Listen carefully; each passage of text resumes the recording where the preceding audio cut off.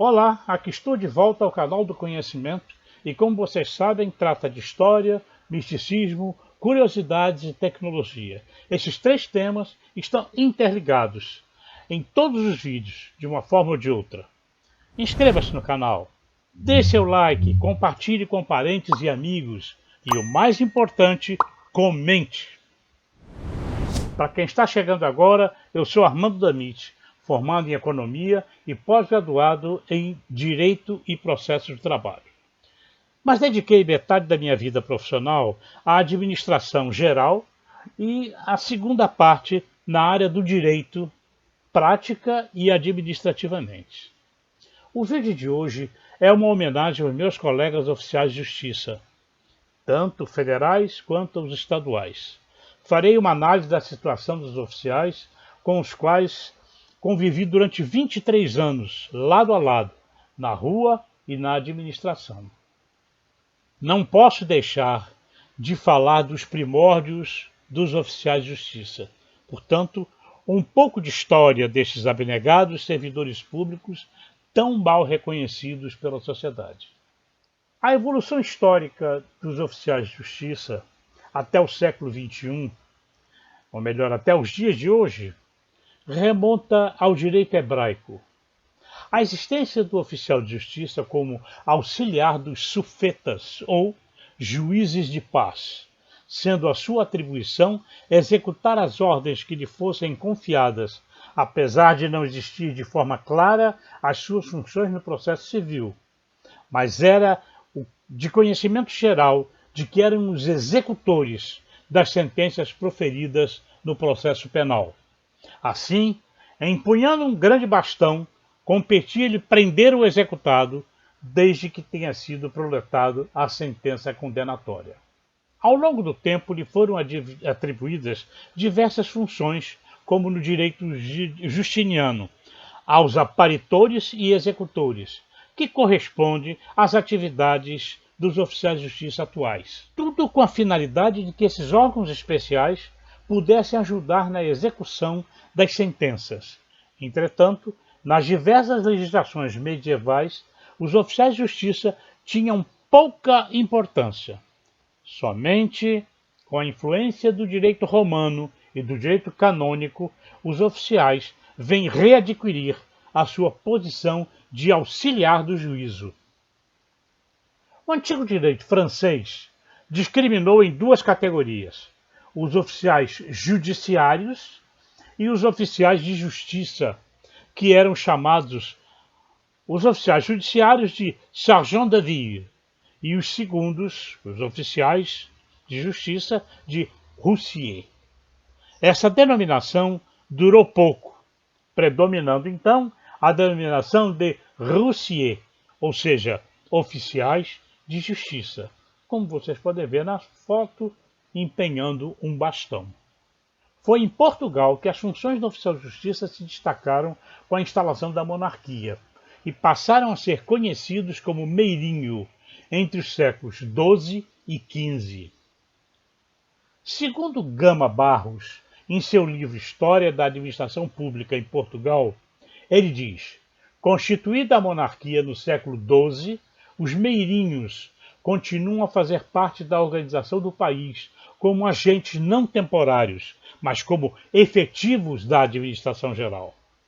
Afirma ainda que nos 3 primeiros séculos da nacionalidade lusitana houve duas classes de meirinhos: o meirinho e o meirinho-mor, este que aí está, que era o magistrado, enquanto o meirinho era aquele oficial de justiça que prende, cita, penhora e executa mandados oficiais.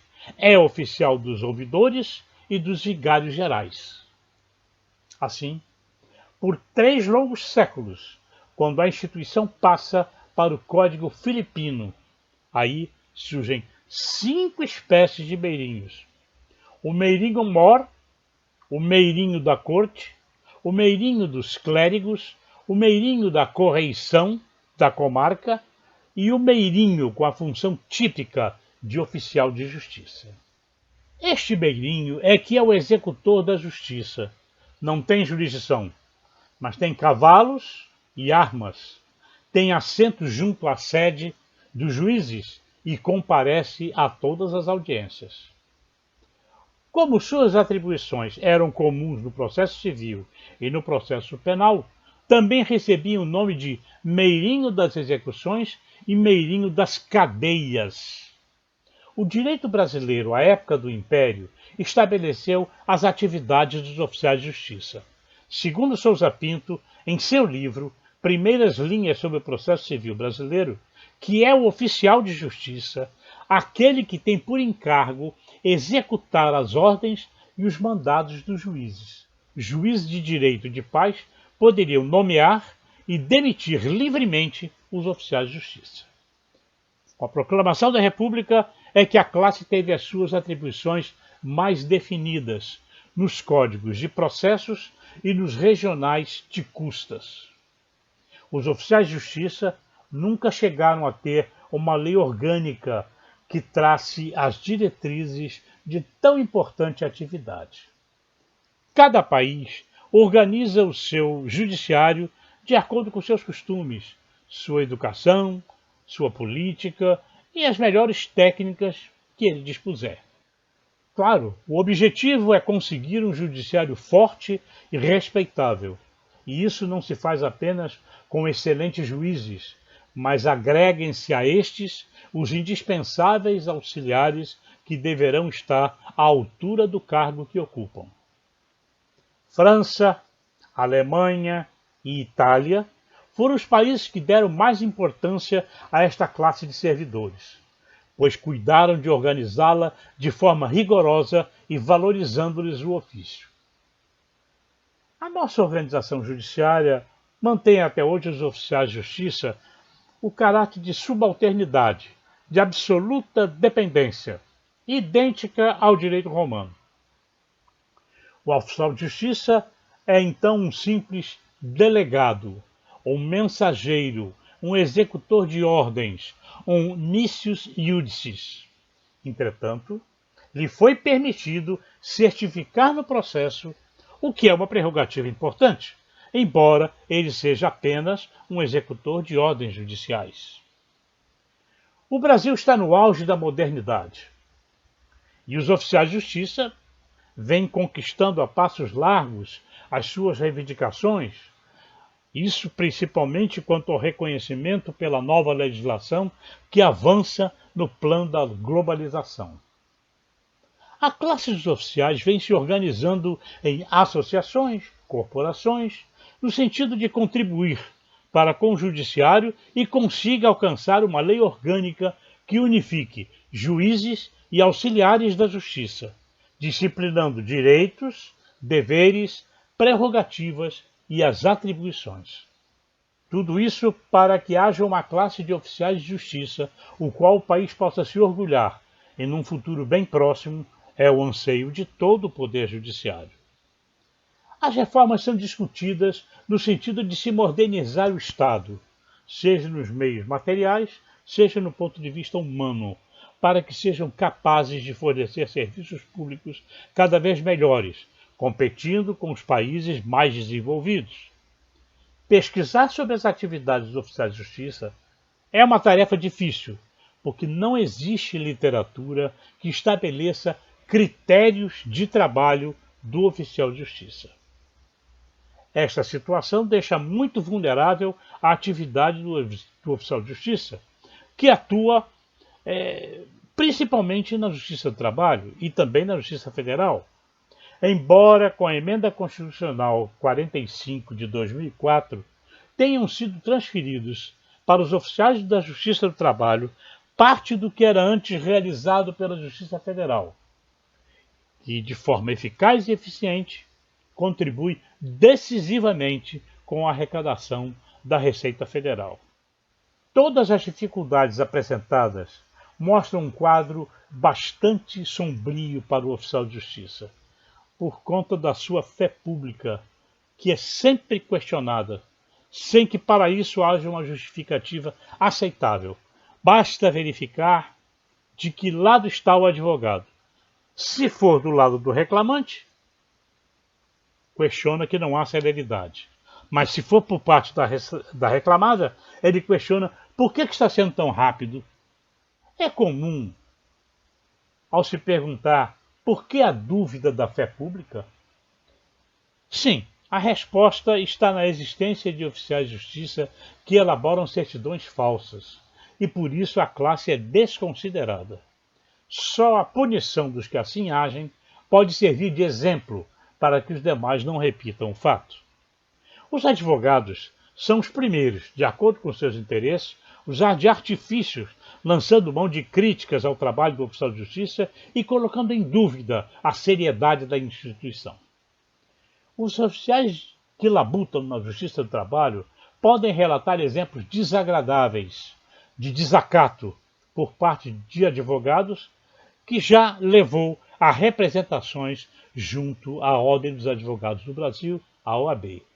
O magistrado, sabendo da importância deste auxiliar, não se deixa levar por trás de artifícios, permitindo então que o oficial se defenda quando se lhe é devolvido com despacho, observando a promoção do advogado, ou ainda que o mesmo esclareça o que está explícito naquela petição.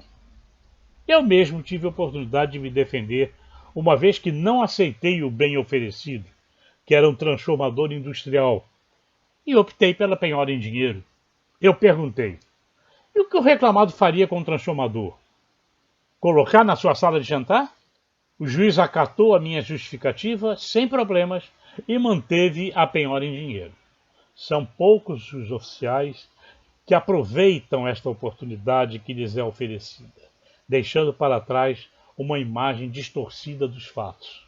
O oficial deve se defender sempre que lhe for permitido e fazê-lo sempre que possível de forma explícita. A modernidade leva a este estado de coisas em virtude da celeridade que se imprime na execução dos atos processuais, sem que para isso se verifique a realidade das situações enfrentadas pelos oficiais. A elaboração de um despacho deve ser cuidadosa, todas as vezes que se tratar de execução, para que não se comprometa a celeridade, observando sempre se o oficial, porventura, já não alertou algo sobre aquele fato. Por exemplo, o oficial lavra um auto de penhora e faz constar que o terreno está abandonado e que não existe ninguém no local, por isso não tem a quem dar ciência da penhora. Será que cabe um despacho para que o oficial retorne e nomeie depositário? Quem será nomeado? Esse é um exemplo de comprometimento da celeridade. Perde tempo a vara, o magistrado e o oficial, prejudicando o jurisdicionado ao determinar uma diligência que o próprio auto de penhora lavrado já concluiu que será inócua.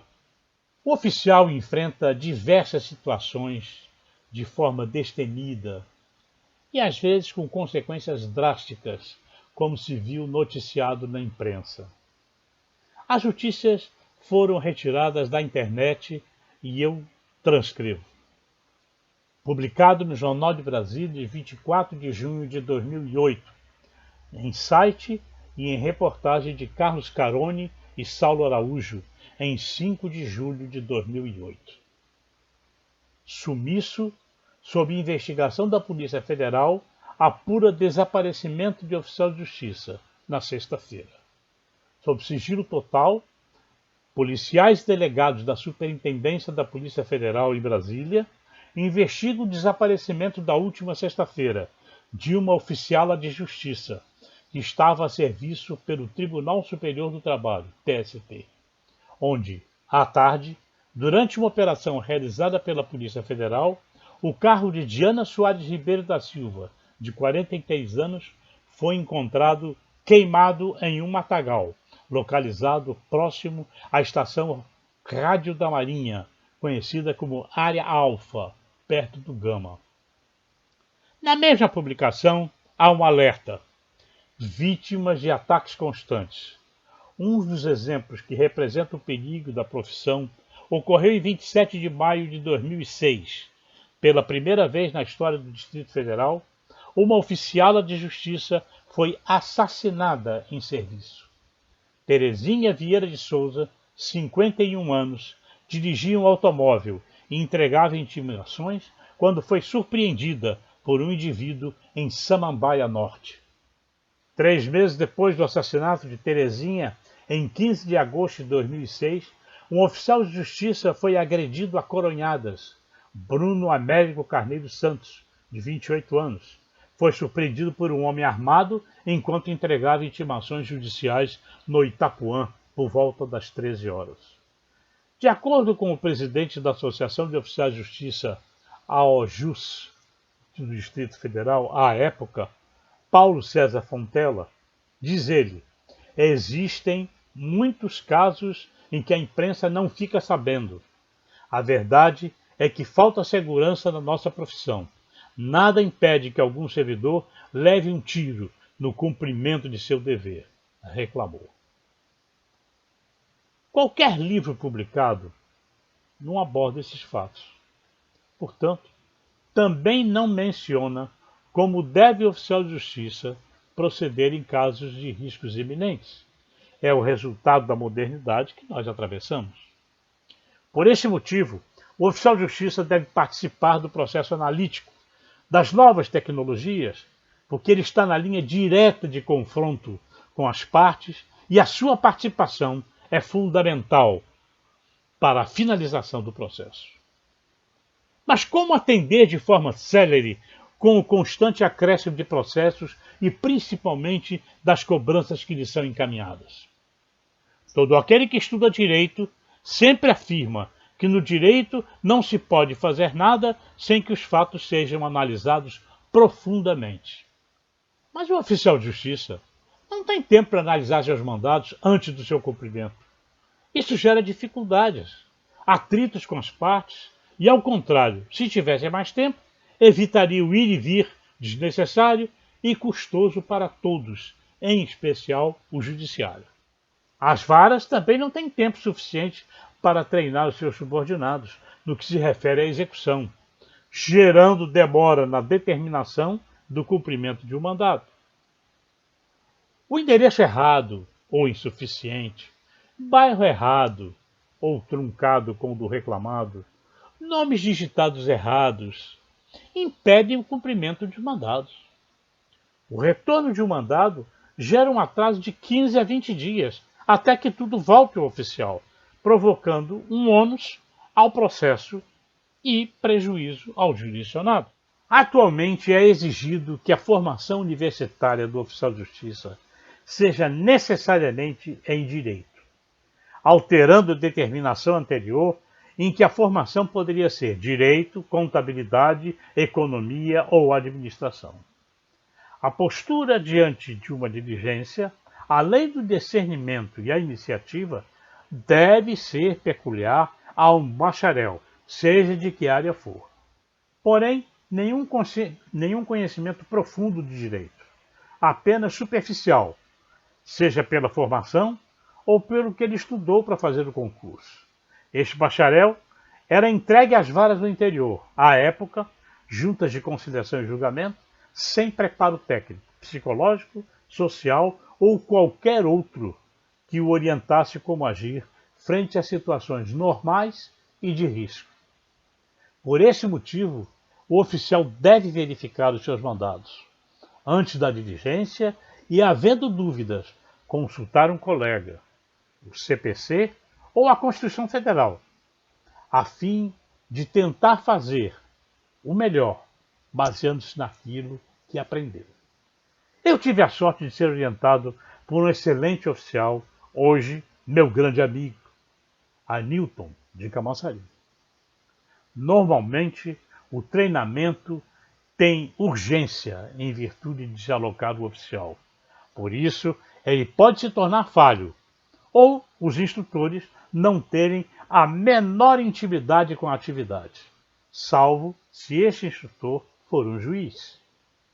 Existem programas de reciclagem que são importantes para o oficial. Neste caso, o importante é mostrar ao oficial as mudanças na lei, sem esquecer que só isso não basta. É preciso orientá-lo quando se deparar com situações inesperadas. Ocorre que esse trabalho não pode ser feito empiricamente, para não causar por vezes confusão ainda mais na cabeça do oficial. Daí a sugestão de sempre consultar um oficial mais experiente, além da reciclagem que ele obteve. A situação do interior já tem tecnologias a seu favor, mas fica ainda a dever o processo administrativo e psicológico muito importante para o oficial de justiça. O oficial deve ser treinado assim que aprovado, na capital, onde as situações podem ser vividas em companhia de oficiais mais experientes.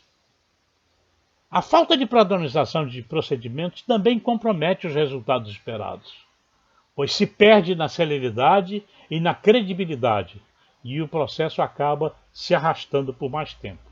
Nós sabemos que há oficiais bacharéis em outras áreas, portanto são dignos de respeito, como um engenheiro, por exemplo, que pode analisar bem melhor uma construção. Um administrador, que pode bem melhor também administrar os seus processos. Um economista pode conhecer bem a avaliação de bens, enquanto que um advogado seria um excelente oficial se tivesse mais liberdade na aplicação do direito que aprendeu. O Tribunal Regional do Trabalho da 5ª Região já adaptou seus concursos às exigências atuais. Ou seja, para ser oficial, tem que ser bacharel em Direito.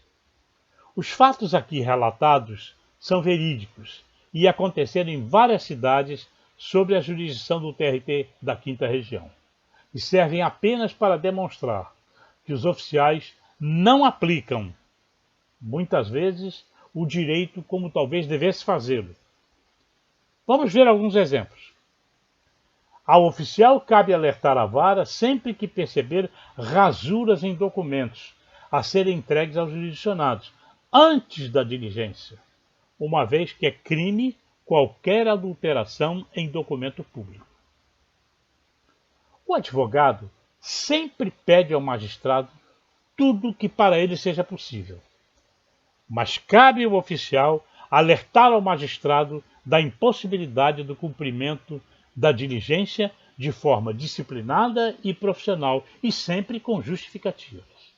A orientação da presidência no biênio 2006-2007 era de que, ao oficial participar do final do processo, aconselhar sempre levar a reclamada a um acordo ou pagar o processo o mais rápido possível, sem que para isso seja entendido como prática de advocacia administrativa, ato considerado ilícito pela Lei 8.112 de 1990.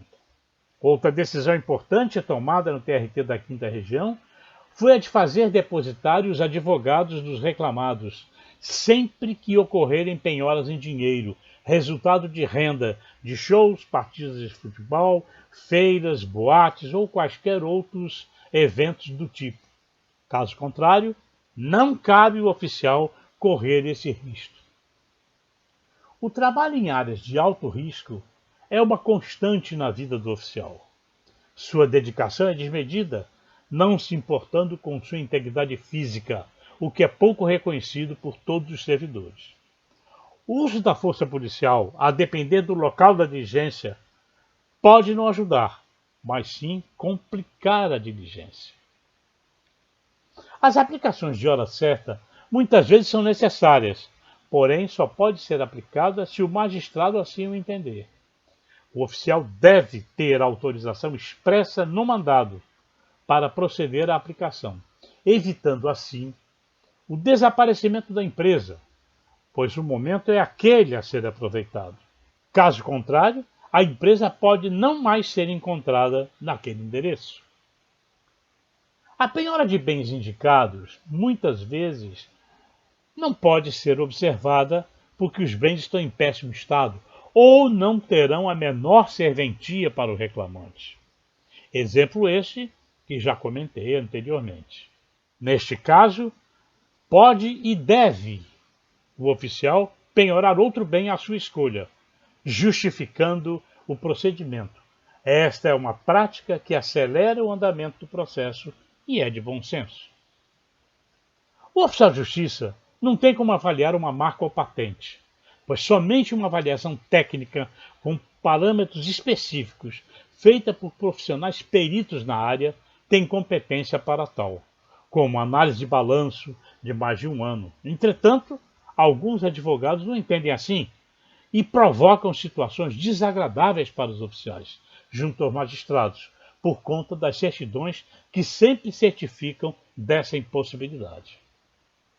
A penhora e remoção em escola ou creche é uma situação muito comum e coloca o oficial muitas vezes em situação de conflito com a sociedade, fazendo com que a imprensa denigra a imagem do oficial e, consequentemente, da justiça. Mas tem que ser cumprida independente da situação.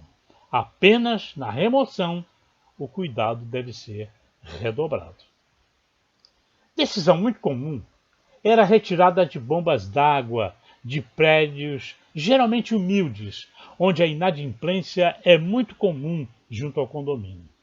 O oficial deve comunicar ao magistrado que se trata da única bomba e que o prédio vai ficar sem água. Eu fui testemunha de uma situação dessa e, em contato com o magistrado, conseguimos a proposição de uma reunião com os condôminos, no sentido de se reunirem com o magistrado para que pudessem chegar a uma solução confortável para todos. Neste caso verídico, foram usados 3 oficiais. A reunião foi realizada e o acordo firmado perante o magistrado. E a bomba continua a funcionar normalmente. Área de risco como Corral das Éguas, Baixa de Santo Antônio, Estrada do Berba, Planeta dos Macacos, Saramandaia, Vale das Pedrinhas e outras são áreas perigosas. Cabe ao oficial de justiça, antes de entrar nesses locais, se houver chance, procurar uma associação de moradores que normalmente ajudarão o oficial. Quando se trata de justiça do trabalho, por incrível que pareça, é mais fácil, porque a comunidade sabe que o oficial está procurando um reclamante normalmente para lhe levar boas notícias sobre o seu processo. Porém, a coisa se modifica se você estiver de posse de uma citação a um reclamado. Só posso dizer que tenha cuidado e cautela na abordagem. São muitos os fatos apontados que talvez desse para escrever um livro, só de situações vividas e que comprovam a importância do oficial de justiça no cumprimento da lei. A postura do oficial, no entanto, é o fator crucial junto às partes, seja reclamante, seja reclamada, seja advogado ou seja magistrado, como podemos avaliar as qualidades do oficial de justiça. O oficial que não atentar para essas qualidades está fadado ao insucesso no exercício de suas funções.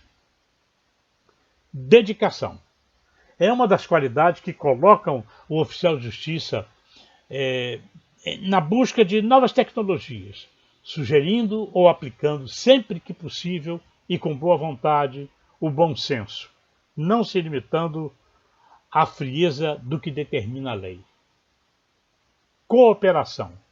Cooperar é o reflexo do zelo, da boa vontade, da presteza e a constante busca da padronização de procedimentos, auxiliando o colega e aos servidores da vara, analisando de maneira humilde o que lhe está sendo transmitido, discutindo formas mais céleres de atendimento ao jurisdicionado.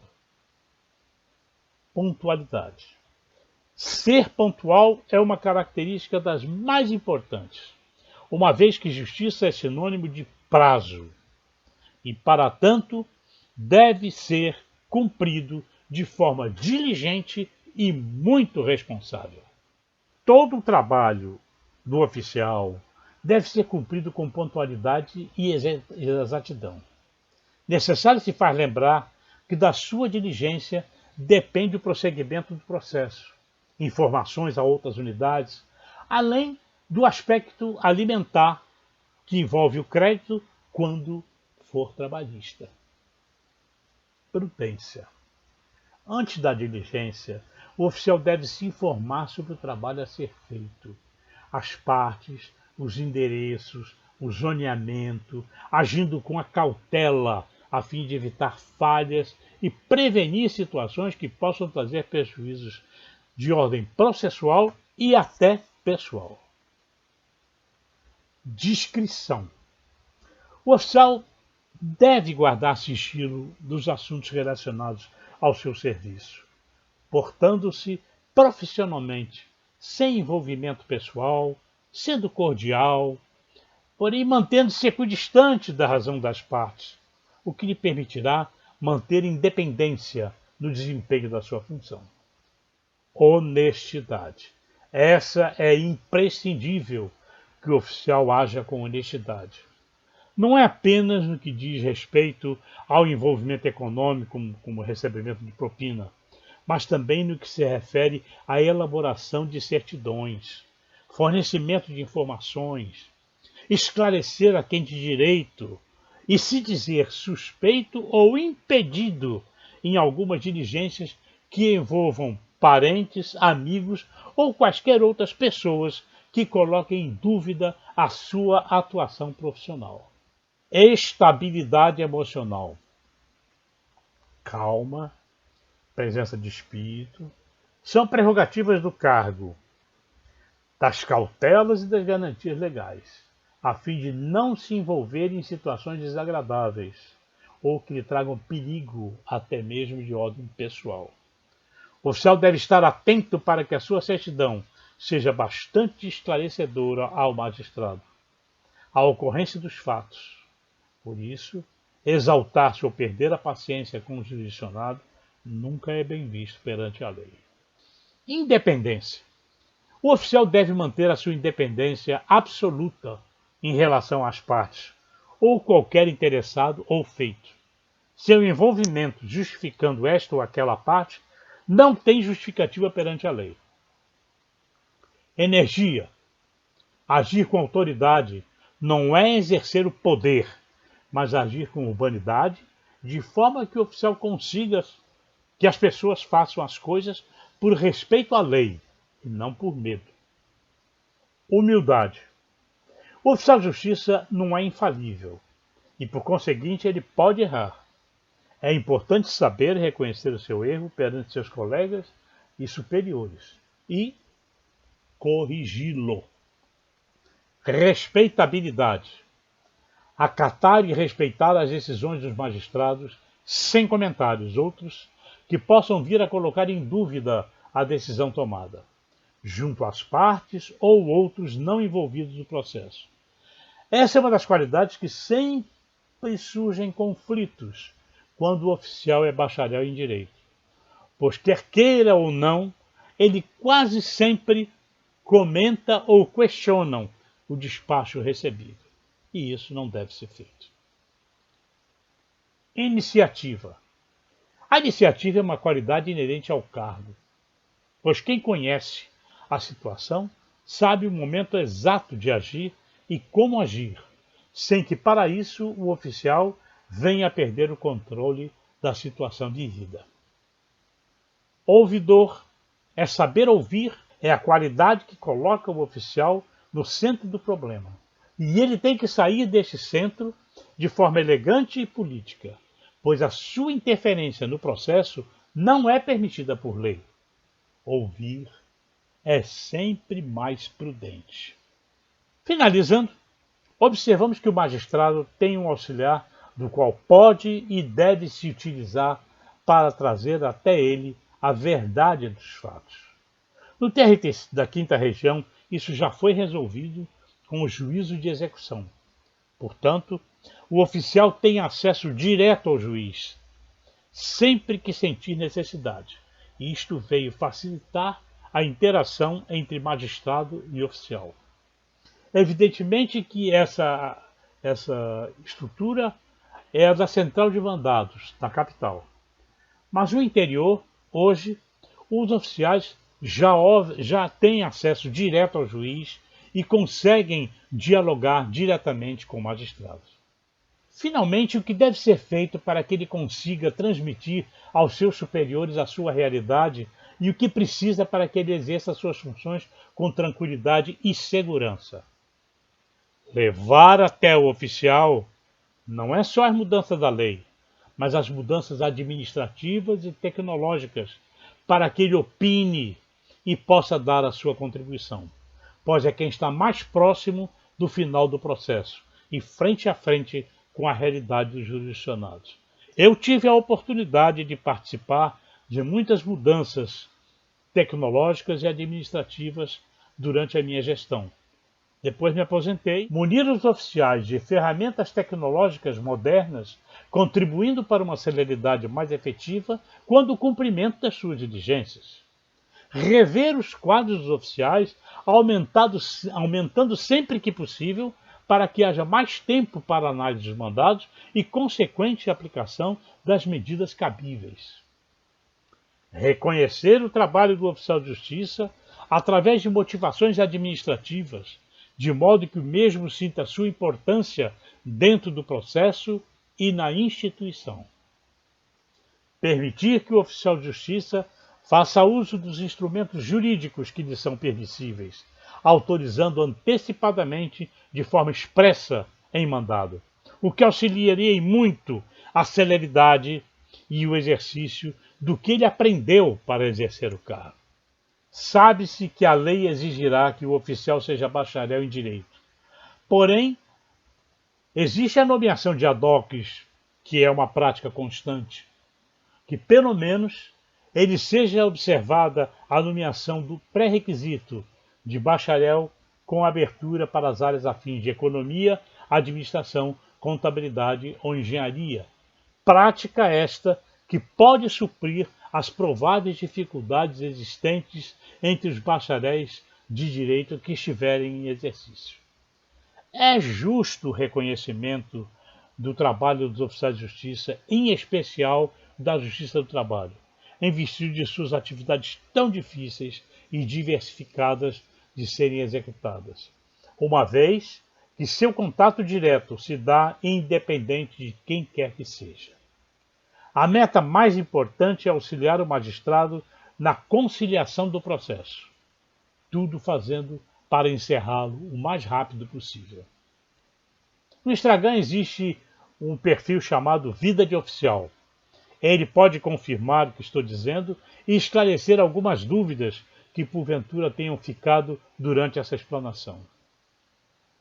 Chegamos ao final deste trabalho e eu espero ter contribuído para com meus colegas da capital e o interior, alertando-os para alguns itens que por vezes passam desapercebidos por nós, mas não passam para os advogados.